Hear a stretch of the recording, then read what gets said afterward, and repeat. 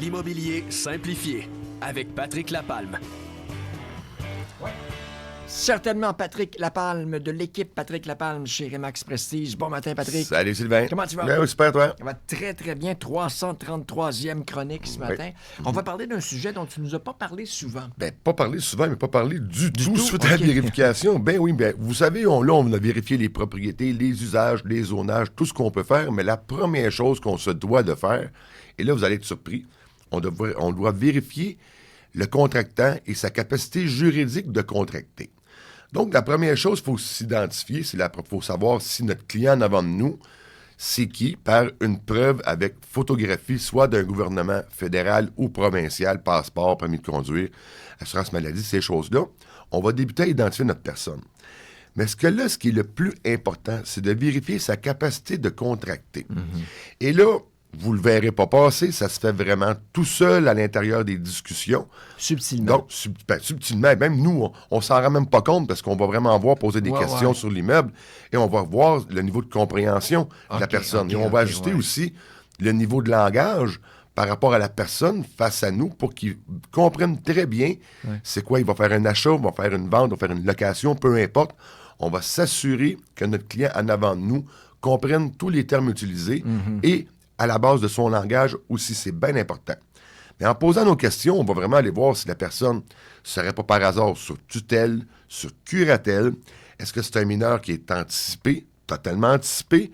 Est-ce que ça va être aussi dans les régimes matrimoniaux? Naturellement, il y a des exceptions qui sont là, mais si on revient avec le régime légal qui était avant 1970, la communauté de biens qui n'existe plus, ben, si par hasard, le propriétaire était propriétaire unique, mais il y a une déclaration de résidence familiale ou il est marié, il y a une intervention du conjoint qu'il va falloir qu'on fasse faire dans notre contrat. Parce qu'il va y avoir une exception qui est là par rapport à ce type-là. On va vraiment les fouiller aussi si c'est des successions qui vont être là. La personne aussi, c'est qui le liquidateur testamentaire? Est-ce que lui, il a la simple administration ou une administration qui va être complète, la pleine administration qu'on appelle.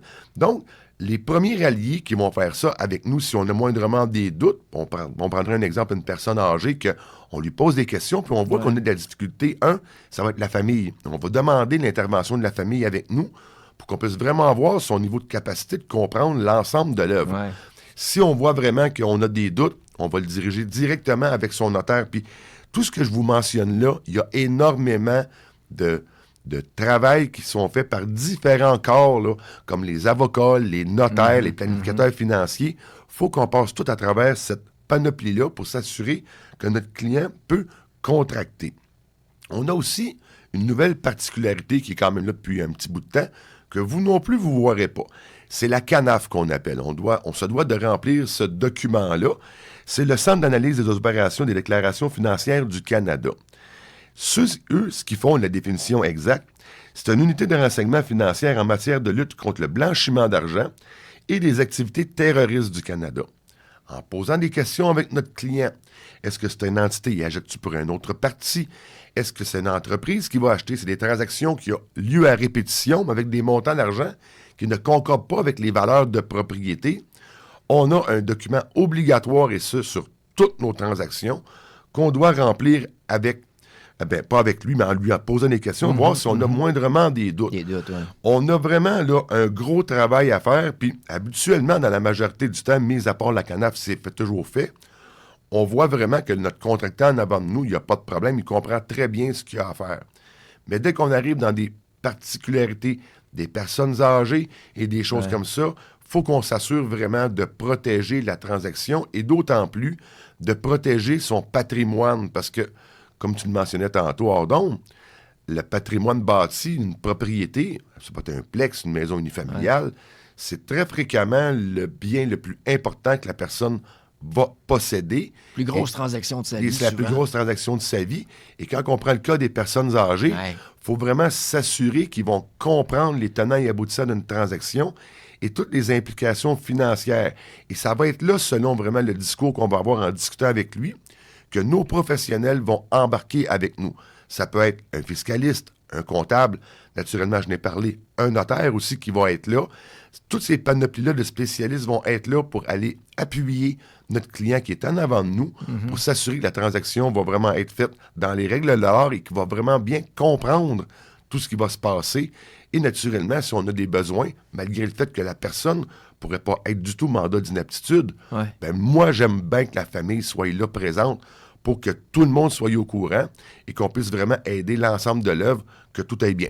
Des vérifications qu'on fait tant du côté du vendeur que de l'acheteur? Côté de l'acheteur, vendeur, du locateur, de l'ensemble de notre clientèle auquel on est appelé à vraiment les conseiller, on se doit de faire ça. Puis comme je vous mentionne, il y a énormément de professionnels qui se doivent de faire ça, mais vous ne le verrez pas passer.